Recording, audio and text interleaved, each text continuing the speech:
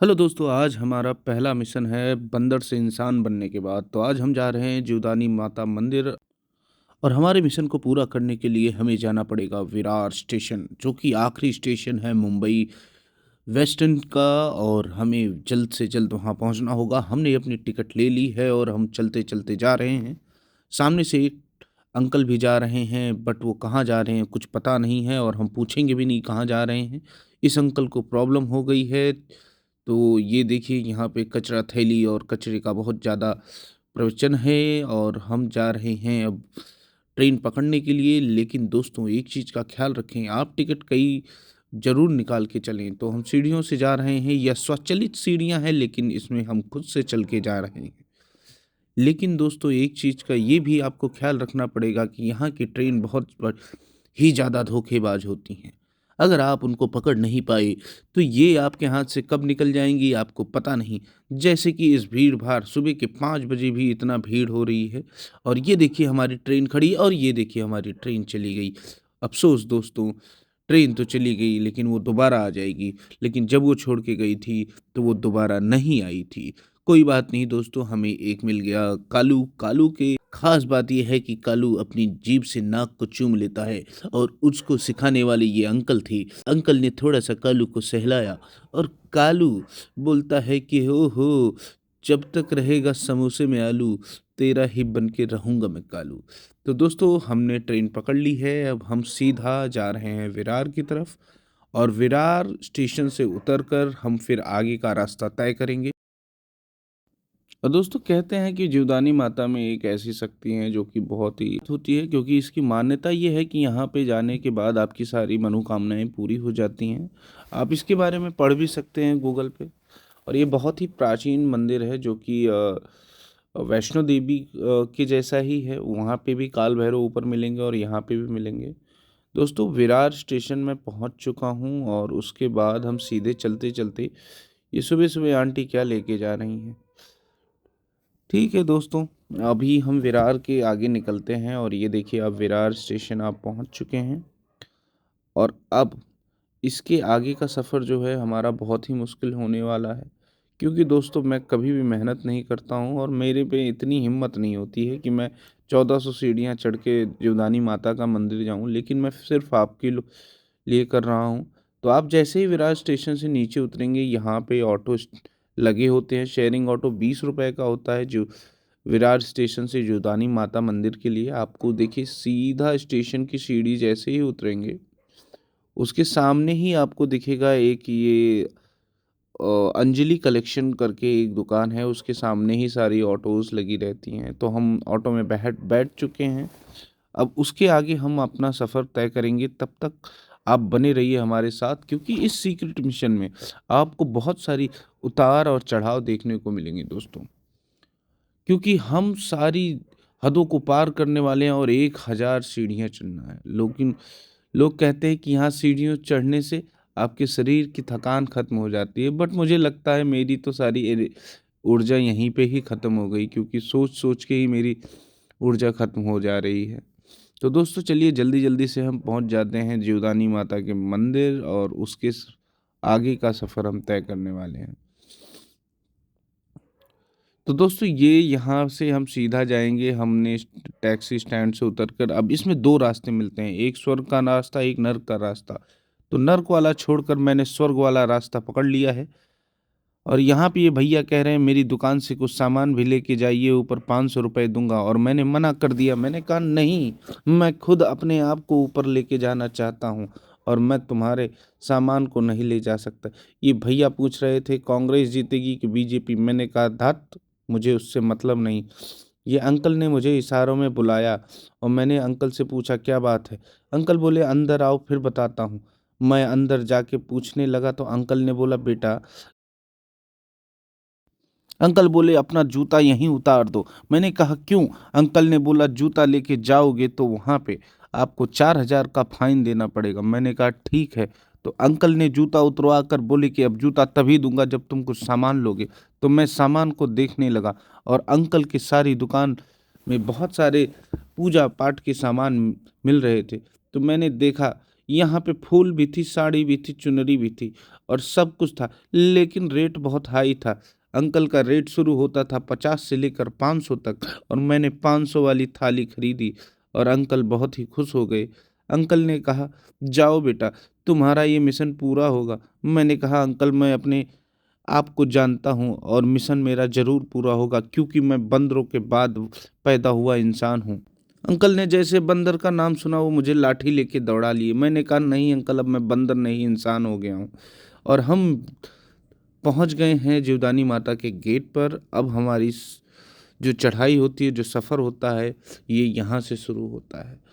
और पहले तो मैं, ऐसा लगता है कि ऐसी सीढ़ियाँ होंगी मैं 1400 नहीं 14,000 चढ़ जाऊंगा। लेकिन सीढ़ी नंबर 1 जैसे ही मैं चढ़ा, ठीक है कुछ नहीं हुआ। सीढ़ी नंबर 1 2 3 4 5 6 7 8, सीढ़ी नंबर 50 तक, सीढ़ी नंबर 100 तक हम चढ़ जाएंगे। लेकिन हमें मेडिकल टीम की ज़रूरत हो सकती है, क्योंकि दोस्तों ये सफ़र बहुत ही लंबा है और मैं चाहता हूँ कि मेरे साथ कुछ ऐसी घटना न घट जाए कि हमें मेडिकल टीम की ज़रूरत पड़े। बट चिंता मत कीजिए, मैंने बैंडेज ले लिया है अपने लिए, और बैंडेज के साथ साथ हम सीधा सफ़र में आगे बढ़ेंगे। और कुछ औरतें अपना सर यहाँ से रगड़ते हुए ऊपर गई हैं, उनके सर का सिंदूर सीढ़ियों में लग गया है। और दोस्तों यहाँ पे देखते हैं तो पहले, ओहो, स्पेशल एजेंट हमारा कुकुर महाराज भी ऊपर अवेलेबल है। हमने उससे बात की और हमने बोला, तुम यहाँ पे तैनात रहो, हम आके तुमसे बात करेंगे और सारी जानकारी लेंगे। उससे पहले हम गणपति बप्पा के सामने जाके माथा टेक आए और हमने गणपति बप्पा से कहा कि सुनिए, अगर कुछ दिक्कत हो जाए तो मूसक राज को भेज दीजिएगा, वो हमारे साथ टीम में शामिल हो जाएगा। तो उन्होंने कहा, पहले 3 बार परिक्रमा लगाओ हमारी। मैंने कहा, आप वादे से मुकर तो नहीं जाएंगे? तो गणपति जी ने कहा, वादा किया है तो निभाना पड़ेगा, और ज़रूरत पड़ी तो मुझे भी आना पड़ेगा। तो मैंने कहा, ठीक है चलिए फिर हम आपकी परिक्रमा लगाते हैं। और परिक्रमा लगाते लगाते दोस्तों मैं आपको ये बता दूं कि ये जीवदानी माता के मंदिर की शुरुआत की सीढ़ियों में सबसे पहला मंदिर है, जो कि गणेश दर्शन से शुरू होती हैं। और गणेश जी के दर्शन के बाद हम आगे की रास्ता तय करेंगे। और रास्ते में बहुत सारी अड़चनें आ सकती हैं, इसलिए हमने सारी चीज़ों का व्यवस्था कर ली है। हमने आशीर्वाद के साथ साथ बैंडेज भी ले रखी है, जैसा कि मैंने आपको बताया था। अभी हमारी दूसरी परिक्रमा पूरी हो गई है। अब उसके बाद हम तीसरी परिक्रमा के लिए हम चढ़ चुके हैं। ठीक है, अभी हमें ये देखना है कि हम तेज होते हैं या ये आंटियाँ, आंटियाँ और ये दीदी भी लगता है किसी चीज़ का इंतज़ार कर रही हैं। तो उसके बाद हमको मिलते हैं कच्छप महाराज। कच्छप महाराज से हमने कहा कि आप भी हमारे साथ चलेंगे? तो उन्होंने कहा, नहीं जाओ, हम पिछले 4 साल से यहीं नीचे ही बैठे हैं, क्योंकि लोग हमारा मजाक उड़ा रहे थे। तो हमने कहा, हम धीरे धीरे सीढ़ियाँ उतरेंगे। उन्होंने 10 साल की मन्नत मांगी है कि वो 10 साल में सीढ़ियाँ चढ़ेंगे, लेकिन हमारे पास उतना टाइम नहीं है दोस्तों। हम आज ही सीढ़ी चढ़ेंगे और आगे बढ़ेंगे। 1 से लेकर 100 सीढ़ियाँ चढ़ने के बाद दोस्तों ऐसा लग रहा है कि कुछ न कुछ तो हो रहा है मेरे पैर में। ऐसा लग रहा है कुछ न कुछ दिक्कत आ सकती है मेरे पैरों में। लेकिन अंकल ने कहा, रुको, मैं तुम्हारे पैर का, तुम्हारे रास्ते का रोड़ा नहीं बनूंगा, मैं रोड़े को साफ कर देता हूँ। उन्होंने रोड़ों को साफ किया और मैं जल्दी जल्दी सीढ़ियाँ चढ़ने लगा। लेकिन कुछ ही दूर में सीढ़ियाँ चढ़ने के बाद मैंने फिर से जल्दी जल्दी सीढ़ियों की चढ़ाई की, और उसके बाद मेरे पैरों की हालत ऐसी हो गई थी कि लगता है कोई आगे से धक्का मार देगा और मैं नीचे गिर के अपना सर को गुरम्मा बना दूंगा। आंटी बोली, सुनो बेटा, मोबाइल मुझे दे दो। मैंने कहा, नहीं, आप मोबाइल की स्नैचिंग मुझसे नहीं कर सकती। तो मैंने कहा, आंटी देखो, बात ऐसी है कि अगर आप मेरी बात नहीं मानोगी तो मैं ऊपर जाके वो भैया से बता दूंगा। तो आंटी बोली, रुको, वो डंडा देख रहे हो, मैं ऐसी जगह डालूंगी। मैंने कहा, छोड़ो, जाने दो, अब हम तुमसे बात नहीं करनी। अंकल भी मुझसे तेज चल रहे थे। अंकल भी एक जंगल सफारी पे निकले थे। अंकल का जो बैग था वो सफारी से चुराया हुआ मेंढक का बैग था। ये भैया देखिए, चप्पल पहन के झाड़ू लेकर सबसे बोल रहे हैं, झाड़ू लगवाओगे क्या, मन साफ करवाओगे क्या? आंटी ने हाथ में लड्डू मांगा तो बोली, लड्डू इधर फेंक देना। मैंने कहा, नहीं, मैं अपना लड्डू खुद खाऊंगा। और कुछ आंटियां अपना माथा रगड़ते रगड़ते यहाँ तक पहुँच गई थी। और ये देखिए, ये आंटी तो हमसे भी तेज चल रही हैं, चलिए इनको पछाड़ते हैं। और ये आंटियां और चाचियां क्या खा के आ जाती हैं, कोई च्यवनप्राश मिलता है क्या? और ये किसकी आंत यहाँ पे है? ये देखिए यहाँ पे जेल के लिए जेलर्स के लिए है ये। यहाँ पे बेसिकली बहुत सारा जब लोग आ जाते हैं तो उनको इसी कैद में रखा जाता है। तो चलिए आगे बढ़ते हैं दोस्तों। अब हम आगे बढ़ चुके हैं, हम जीवदानी माता के मंदिर पहुंच चुके हैं। तो दोस्तों ये मंदिर के ऊपर का वीडियो है, क्योंकि अंदर का वीडियो लेने नहीं दिया उन्होंने फुटेज डिलीट करवा दी मुझसे। सो बेसिकली कोई बात नहीं दोस्तों, ये जीवदानी माता के ऊपर का जो हॉल है वहाँ का है। कोई बात नहीं, इसमें हम थोड़ा सा रेंगते हुए जाएंगे और काल भैरव का दर्शन करेंगे। आप कुछ दूर जैसे ही आगे बढ़ेंगे आपको दिखेंगी सीढ़ियाँ, सीढ़ियों से ऊपर हम काल भैरव का दर्शन करेंगे। अब यहाँ का माहौल बिल्कुल ही शांत है। आपको मतलब कि सीढ़ियों में जितनी भी थकान हुई, आपके पैर टूट रहे होंगे, बट कुछ खास तो बात है, क्योंकि हर एक जच्चा बच्चा भी यहाँ पे चढ़ जाता है। और जीवदानी माता का मंदिर ऐसा है कि यहाँ पे बहुत सारे लोग आते हैं एंड आप लोगों को समझ में भी आएगा। खैर, ये रही एजेंट वाई की बातें। चलिए फिर से एजेंट एक्स के पास चलते हैं। हाँ तो दोस्तों, आप आ चुके हैं एजेंट एक्स के पास। यहाँ पे कुछ लोग प्रसाद लेने की लाइन में खड़े थे, लेकिन मैंने सोचा फ्री में है, बाद में पता चला ये प्रसाद फ्री में नहीं, 20 रुपए का एक है। मैंने कहा छोड़ो, प्रसाद मैं फ्री वाला ही खाऊंगा, क्योंकि मुझे वही पसंद है। और यहाँ पे कुछ अमीर लोग पैसा चिपका रहे थे पत्थर में। मैंने एक पैसा उठाया और अपनी जेब में डाल दिया। तो काल भैरव बाबा बोले, सुन बे, मेरा पैसा वापस रख, वो हमारा जमा पूंजी है। तो मैंने कहा सुनो बाबा, मैं आपका पैसा वापस रख रहा हूँ, लेकिन मुझे थोड़ा तेल चाहिए। मैंने भी अपना, दीदी थोड़ा सामने से हटो। ओहो, दीदी ने मुझे बाहर फेंक दिया। मैं समुद्र की, आकाश की ऊंचाइयों में पहुंच चुका हूँ। मैंने देखा कि यहाँ से विरार बहुत ही ज़्यादा खूबसूरत लग रहा है। चलिए फिर से हम दर्शन करने को जाते हैं। अब की बार कोई भाभी है और इनसे कोई जोर जबरदस्ती नहीं, वरना दीदी की तरह फिर से वापस उठा के बाहर फेंक देंगे। तो काल भैरव का दर्शन करने के बाद हम काली माता के दर्शन करने को जाते हैं। काली माता की जय। आप लोग भी जाइएगा तो काली माता का दर्शन जरूर कीजिएगा। उससे आगे बढ़ते हुए हम सीधा निकल पड़ते हैं, तो हमें रास्ते में हमारा दूसरा एजेंट शक्तिमान मिल जाता है। एजेंट शक्तिमान बोलता है, मैं अंडर कवर हूँ और मेरी बीबी भी यहीं है, तो आप किसी को दिखाओ मत कि मैं यहाँ पे हूँ। तो उसने कैमरे से फुटेज डिलीट करवा कर अपनी थोड़ी सी फुटेज डाली। मैंने कहा सुन बे, तू काम कर रहा है खाने वाला गाली।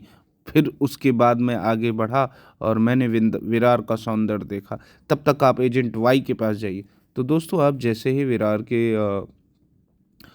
ये ऊंचाइयों पे पहुंच जाते हैं, जीवदानी माता की ऊंचाइयों पे, तो आपको बहुत सारा चीज़ देखने को मिलता है। ये विरार बहुत ही खूबसूरत लगता है दोस्तों यहाँ से, ठीक है। और उसके बाद आपको एक और छोटा सा मंदिर मिलता है। बेसिकली उस मंदिर में आप देख सकते हो, बट दोस्तों एक चीज़ की यहाँ पे कमी है, मुझे लग रहा है साफ़ सफाई की कमी। जैसे जैसे आप ऊपर पहुँचते हैं ना, साफ़ सफाई की कमी नहीं रह जाती है, और बिल्कुल भी मतलब दिक्कत इतनी होती है कि आप ये समझ नहीं पाएंगे। बहुत ही ज़्यादा मतलब जो प्रसाद आप नीचे से खरीद के लाते हैं, वही ऊपर लोगों ने देखो पेड़ों में टांग रखा है, नीचे फैला के रखा है। आप देख सकते हो यहाँ पे ये जो ये दिख रहा है ना, ये थैली के टूटन है। इस सब जालियों में बांध बांध के रखा है। ये सब थैलियाँ हैं जिसको किसी ने खींच के तोड़ रखा है। अभी आगे मैं दिखाऊंगा और भी चीज़ें हैं। उसके बाद यहाँ पे कुछ लोग फ़ोटो खींचते हुए दिखे। मैंने कहा सुन बे, मेरी भी एक फ़ोटो ले ले। तो उन्होंने कहा चल भाग जा यहाँ से, वरना दौड़ा के मारूंगा। मैंने कहा ठीक है, मैं जा रहा हूँ। उसके बाद मैं चला गया देखने आसमान की ऊंचाइयों को, और उनको नहीं बताया मैं क्या हूँ। मैंने अपनी दूरबीन लगाकर पूरे विरार को देखा। मैंने कहा कोई और सीक्रेट मिशन पे तो नहीं आया है। मैंने देखा तो वहाँ पाया कुछ लोग गेम खेल रहे थे, लेकिन मैंने उनको नज़रअंदाज किया और मैं खूबसूरती में मंत्रमुग्ध था। उसके बाद हमने देखा कि बहुत सारी छोटी छोटी बिल्डिंगें हैं। मैंने कहा ये ऊपर से इतनी छोटी लगती हो, तुम्हारा घमंड चूर हो गया है, आज मैं तुमसे ऊपर हूँ। मैंने कहा घमंड करना अच्छी बात नहीं है। तो उन्होंने कहा चल भाग जा यहाँ से। उसके बाद दोस्तों हम आगे बढ़ते हुए सीधे अपनी सीक्रेट मिशन पे निकल जाते हैं। ये है नुन्नू लाल, नुन्नू लाल के बाद पुन्नू लाल, पुन्नू लाल के बाद चुन्नू लाल, और हम सीधा और सीढ़ियाँ चढ़ते चढ़ते आगे बढ़ते हुए हम निकल जाते हैं हवन कुंड की तरफ। हवन कुंड मस्तों का झुंड सुनसान रहा तो भाई क्या बात, भाई क्या करेंगे, हवन करेंगे, हवन करेंगे। लेकिन उससे आगे बढ़ते बढ़ते हम धीरे से निकलते हुए हमने एक और छोटा सा मंदिर देख लिया है। उसके बाद हम छोटे से मंदिर में ये पापा और बेटे अपनी पता नहीं कहाँ से अपनी फैमिली को लेकर आ रहे थे। हम बेटा बड़ा ही नालायक निकला, पापा को घुमा रहा था। मैंने कहा सुन बे, बाप से बात मत कर, ये हमारे चाचा जी मिल गए यहाँ पे। चाचा जी से हमने पूछा भाई इतना भी यहाँ पे कचड़ा क्यों है, तो बोले यहाँ पे कुछ लोग मूर्ख हैं जो यहाँ पे कचड़ा फैला के जाते हैं, आप देख सकते हैं कितना सारा कचड़ा है। मैंने कहा इन थैलियों में किसके लिए रखा है खाना, बोले कि जिसको ज़रूरत है वही लेके जाना, वरना कोई नहीं खाएगा खाना। देख सकते हो ये बहुत ही गलत बात है दोस्तों, टू बी सीरियस नोट, ये बहुत ही ज़्यादा गलत बात है। आप देख सकते हो कि यार इतना ज़्यादा कचरा फैला के रखा है इन लोगों ने, इतना ज़्यादा। आप देख रहे हो ये सारा प्रसाद वही है जो आप लोग चढ़ाते हो ऊपर। ये सच्चाई है जुदानी माता के मंदिर की। बेसिकली आप इसमें एक और चीज़ यूज़ कर सकते हो, हाँ चढ़ाई के लिए सीढ़ियों के अलावा आप ट्रेन का भी यूज़ कर सकते हो, लिफ्ट का भी यूज़ कर सकते हो। और लिफ्ट का चार्ज है 250 रुपीज़ पर person, and I think that is very convenient for those ones who don't want to go with the series and all. So दोस्तों हम आगे बढ़ते हुए हम पहले तो मैं आपको सीरियस नोट पे ये कचड़े की स्थिति दिखाने वाला हूँ जो कि बहुत ही ज़्यादा गंदी स्थिति है। ये सारा वही प्रसाद है दोस्तों जो हम मंदिर में चढ़ाते हैं, वही प्रसाद है। और यहाँ पे ये देखिए हर जगह बांध के रखा है ये प्रसाद, और मुझे समझ में नहीं आ रहा था इसका रीज़न क्या है, इसके पीछे का क्या कारण है। आप पूरा देख सकते हो एकदम कचरा कर रखा है जीवदानी माता के मंदिर का। सोचिए अगर आप लोग मुंबई से हैं तब तो ठीक है यार, आप लोग एक समझ सकते हैं ठीक है कैसा है क्या है। बट सोचिए हमारे इस जगह पर, हमारे मुंबई में अगर कोई बाहर से आता है विरार स्टेशन के पास या विरार से यहाँ पे जीवदानी में, तो सोचिए उसके ऊपर क्या जाएगा, मतलब कैसा असर पड़ेगा कि वो सोचेगा कि यार इतना ज़्यादा गंदगी करते करते क्या मतलब है।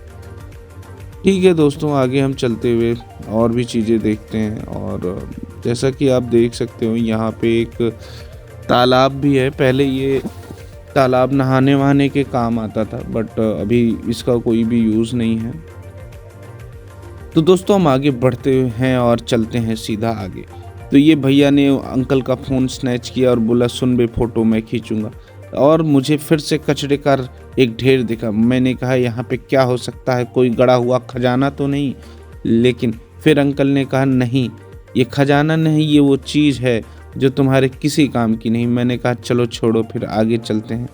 ये आंटी को देखो यार, ये कितना तेज तेज चल रही हैं, लगता है पैरों में मोटर बांध के आई हैं। अरे ये आंटी झुक झुक के क्यों आ रही हैं, लगता है कमर में बहुत दर्द है। आंटी कमर में अगर दर्द हो तो लगाइए सांडे का तेल, दर्द भी हो जाएगा फेल।